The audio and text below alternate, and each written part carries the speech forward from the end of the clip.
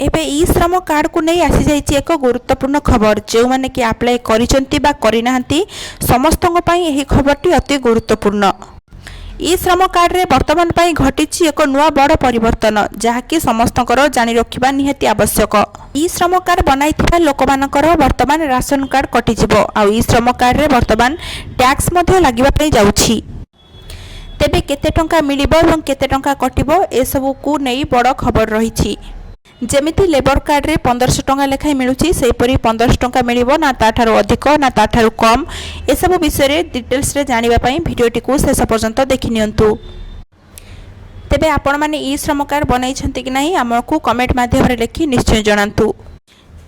वर्तमान खबर आसुछि कि जो माने ई श्रम कार्ड बनाई छंती सेमानकर टैक्स कटिबो। तेबे यह 30 टंका कि 100 टंका यह एपर्यंत स्पष्ट होई नाही। केते टंका कटिबो से कथा स्पष्ट होई नथिले मध्य ए कथा सुनिश्चित दे जे मानकर ई श्रम कार्ड अछि सेमानकर टैक्स कटिबो। आपण माने जे अकाउंट नंबर देइ छंती सेही अकाउंट नंबर रु आपनकर टैक्स कटि जइबो। तेबे पाठपढ़ा पिला माने एही खबरटी को बहुत गुरुत्व देकिरी मन रखंतु। जदि आपण माने ई श्रम कार्ड अप्लाई करिसंती एवं आपण माने मिछ तथ्य देइछंती कि मो एमिति करिछि सेमिति करिछि कहिकी ताहले आपण बहुत असुविधार पड़िबे। आपण को भविष्य रे हुए तो आ चाकरी न मिली पारे। जदि ए सब मिछ खबर देई आपण माने ई श्रम कार्ड अप्लाई करिसंती ताहले आपण पई भविष्य रे बड़ विपद सृष्टि करिवो। कारण एथिरे आपणकर ईएसआई एवं पीएफ कटिबो आ एथि आपण को भविष्य रे हुए तो चाकरी रे बहुत प्रॉब्लम होई पारे।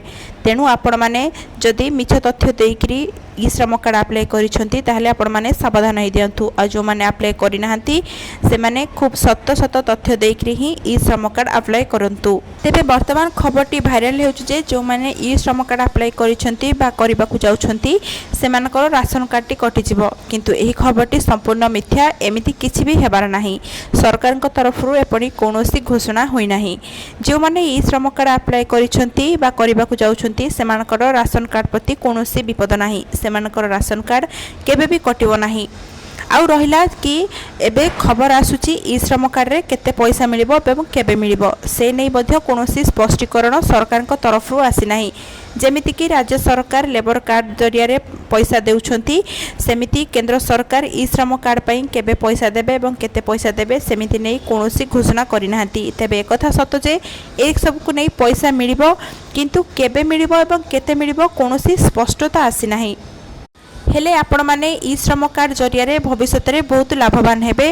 तेणु आपण माने सठिक तथ्य दे ही ई श्रम कार्ड अप्लाई करंतु एवं भविष्य रे एहार लाभ उठांतु। एथिरे पैसा निश्चित मिलिबो किंतु केते एवं केबे मिलिबो से नै कोनोसी स्पष्टीकरण होई नथिले मध्य आपण अपेक्षा करंतु एवं ई श्रम कार्ड अप्लाई करंतु।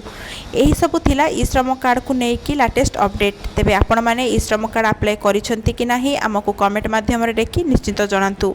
भिडियोटी आपण मानकु किपरि लागिला आपण मानकर मतामत हमकु कमेंट सेक्शन रे लिखि निश्चित जणाइबे।